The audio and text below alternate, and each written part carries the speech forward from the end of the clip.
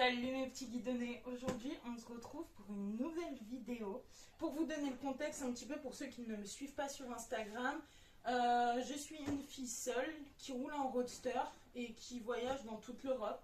Donc là je reviens de 10 000 km dans l'Europe centrale, je suis allée jusqu'en Roumanie et après je suis revenue jusqu'en France. Et en passant par la Slovénie et après en remontant par la Pologne, République tchèque, Allemagne et retour en France, enfin bref. Avant ça, je suis partie en Irlande, en Italie, enfin bref. Je pense que maintenant, je peux vraiment vous donner un avis objectif sur la bagagerie que j'utilise et aussi l'équipement que j'emmène avec moi. Donc là, la vidéo, elle va s'articuler comme ça. Je vais vous présenter dans un premier temps la bagagerie et ensuite mon équipement. Concernant ce qui est à l'intérieur de mes bagages, je vais vous faire une deuxième partie puisque je pense que là, ça risque d'être trop long et hyper chiant pour vous. Mais bon, premier équipement. Ce sac-là, c'est un sac qui me suit depuis l'Irlande. On est sur sac SW Motech, 70 litres. La particularité de ce sac, et c'est pour ça que je l'ai choisi, c'est, vous voyez, cette forme qui est vachement arquée. Ce qui fait qu'en fait, quand elle se pose sur la selle, ça ne bouge pas. J'ai pas l'effet du sac qui tombe de chaque côté. Ensuite, on a la petite bandoulière. La bandoulière, en vrai, je ne l'utilise jamais parce qu'elle me cisaille et je la trouve très mal fichue.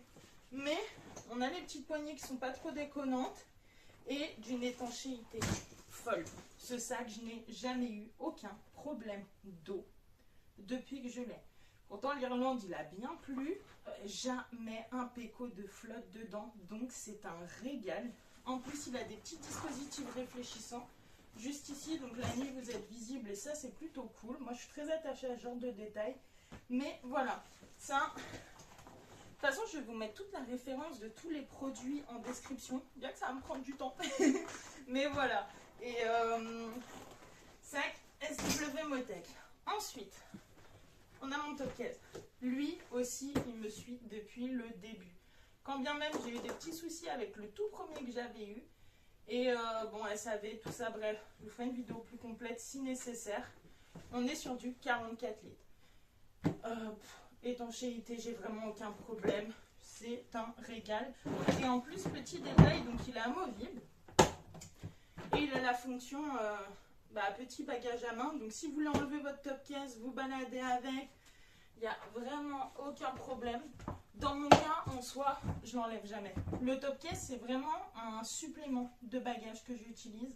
C'est pas une bagagerie... En fait, il n'est jamais plein, mon top case. Pourquoi? Parce que tout simplement... Ah, vous voyez, mon petit sac à dos. Et bien, le top case, je mets le sac à dos dedans parce que je ne veux pas et je déteste rouler avec un sac à dos. Ça me cisaille les épaules et le dos. Ah bah vous voyez là j'ai ma petite araignée, donc ça me permet aussi d'avoir une bagagerie supplémentaire. Si le top case est blindé, par exemple tu vas faire des courses, tu es embêté, tu sais pas comment faire, bah au moins tu as ta petite araignée et je la fixe sur le sac, je mets le sac à dos par dessus, j'ai pas de problème. Après bon c'est au niveau du poids, hein. Chacun gère son poids comme il veut. Moi je suis un je suis un nageur, vraiment tu peux me charger autant que tu veux, ça va. Tant que la moto elle porte, moi je porterai. Mais voilà, le sac à dos toujours dedans et comme ça je suis vraiment pas embêtée, même quand je vais aller visiter puisque je suis pas... Moi je fais pas des road trips tant pour enquiller de la route, c'est que j'aime bien rouler, visiter des choses, m'arrêter, faire des arrêts utiles, on va dire. Donc dès que je m'arrête quelque part, c'est parce que je vais aller visiter quelque chose. Donc dedans, dans le sac à dos, je me retrouve avec toujours mes petites baskets. Parce que sinon, je suis en équipement complet aventure. Mais le top case. Et pour finir, ça c'est le petit nouveau. Mais qu'est-ce que je l'ai mis? Ma sacoche de réservoir. Donc on est sur sacoche Shad. La fille elle est sponsor par Shad. Pas du tout, ils veulent pas me sponsor. Mais cette petite sacoche là aussi je l'aime beaucoup parce qu'elle a 2 points et c'est pour ça que je les ai choisis. Mais pareil je vous ferai une vidéo beaucoup plus en détail si ça vous intéresse. Mais sur cette sacoche de réservoir on va avoir un premier verrou. Le verrou juste ici.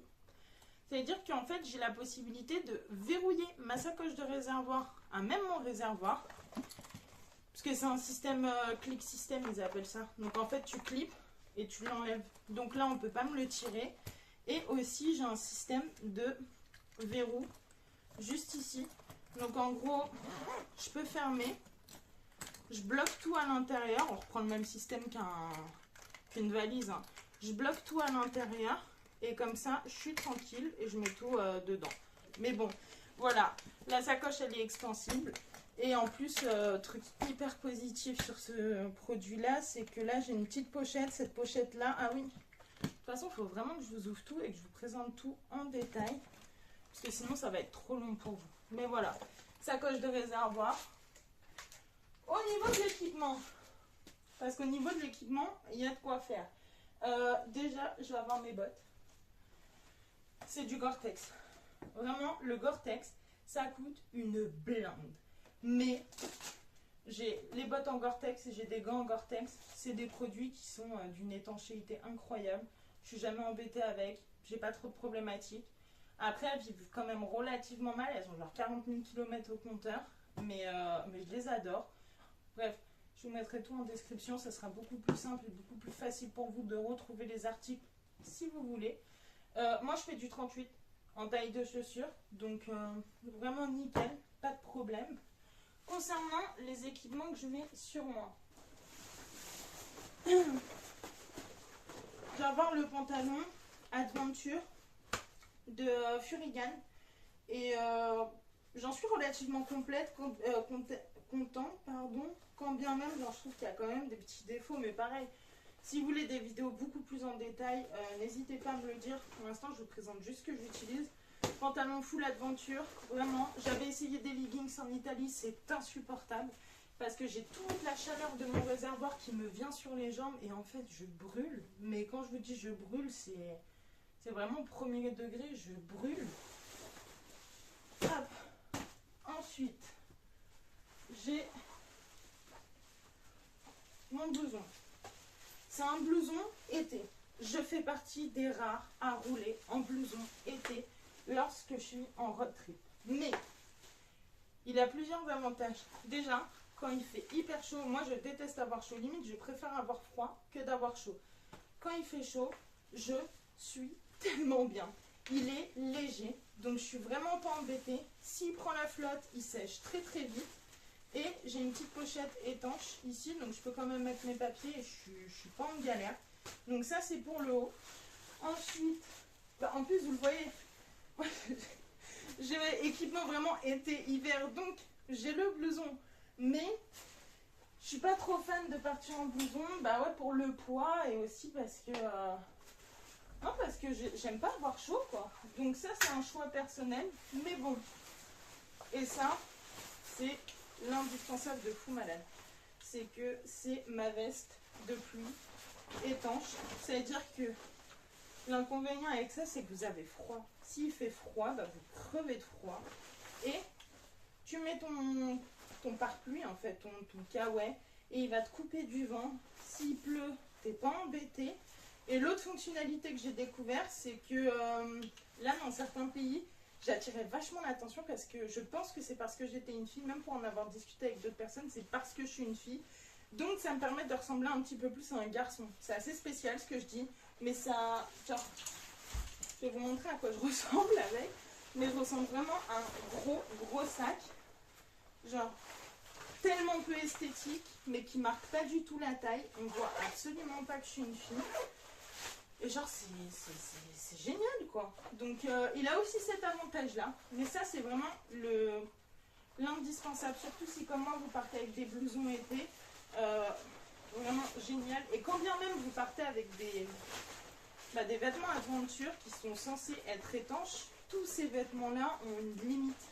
Ils peuvent pas être super méga étanches tout le temps. Donc même pour mon pantalon Adventure, en fait, moi j'ai le pantalon kawaii qui est juste ici. Truc tout bête, mais faites gaffe quand vous achetez un pantalon kawaii. Vérifiez bien que ça s'ouvre en bas. Parce que quand vous devez vous habiller en urgence sur le bord de la route parce que vous prenez des pluies diluviennes, bon, en fait là, il y a une facilité pour mettre le produit qui est trop bien. Hop, en Italie, j'avais pris un tour de cou en polaire. Je sais pas si vous allez voir, mais qui se présente comme ça. Cette année, je ne l'ai pas pris, j'ai regretté. J'ai vraiment regretté de ne pas avoir pris mon tour de cou en polaire parce qu'il y a des fois où en fait tu crèves de froid. Tu es dans l'école, il fait hyper froid. Tour de cou classique, on est sur une matière qui sèche hyper vite. Donc ça c'est trop bien parce qu'en fait, on va pas se mytho, hein, tu passes les 8 heures par jour à rouler, ça pue le mort. Donc tu peux le nettoyer facilement et c'est trop cool. Au niveau des gants, on va me dire je suis une princesse.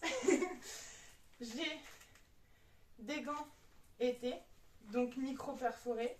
Ça c'est trop bien parce qu'en fait, tu ressens tout, c'est hyper pratique. En plus ils sont tactiles, donc ceux-là je les adore vraiment. Gants été, là, gants hiver, on est sur du Gore-Tex et c'est des gants chauffants. Donc vous allez me dire, ouais, quand on part en août, il n'y a pas besoin d'avoir des gants chauffants, ça sert à rien.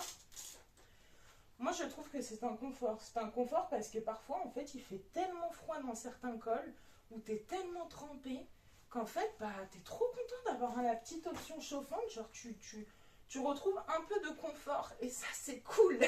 Parce qu'en road trip le confort des fois tu es vraiment obligé de faire l'impasse dessus.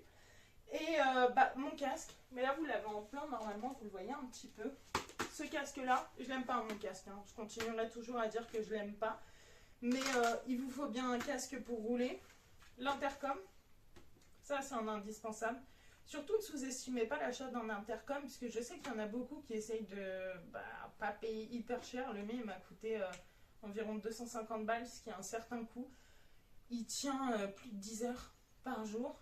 S'il ne tient pas 10 heures, j'ai toujours l'option de pouvoir le recharger, donc je ne suis pas embêtée. Même quand je roule, je peux être branché, le recharger. C'est pas top pour les batteries, mais des fois, tu n'as pas d'autre choix. Et le pin lock. Le pin lock, ou si tu n'as pas de pin lock, c'est vraiment, vraiment, vraiment très dangereux. Bien que moi, j'ai eu pas mal de problèmes cette année avec le pin lock. Mais ça, je pense que c'est dû au casque. Bref, ce casque-là, je ne vous le recommande pas. Pareil, s'il y a besoin de plus de détails, je ferai une vidéo. Je ne vous ai pas montré. Mais ça, c'est genre la base. Carrément, il est dans mon blouson systématiquement. Les petits bouchons. Les petits bouchons anti-bruit.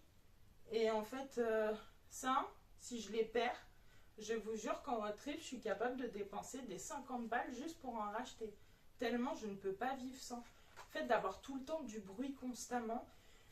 Le vent, etc. En fait, t'entends pas ton GPS, t'entends pas ta musique, t'entends rien du tout.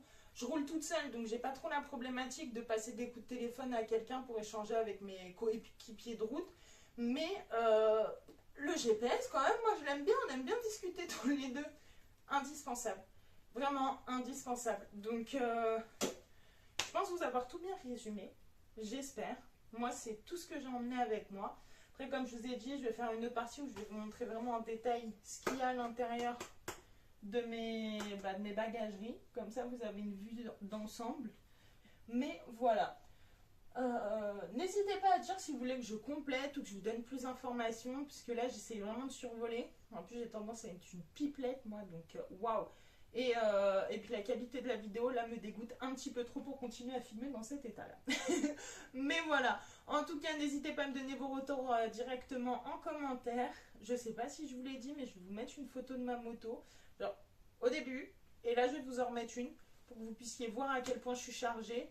En roadster ça passe, en roadster ça passe. Bref, fin de vidéo pour moi, parce que là je m'étale et puis ouais, donnez-moi vos retours, abonnez-vous, likez la vidéo, ça fait toujours plaisir. Et puis je vous fais des bisous, à la prochaine vidéo, bye.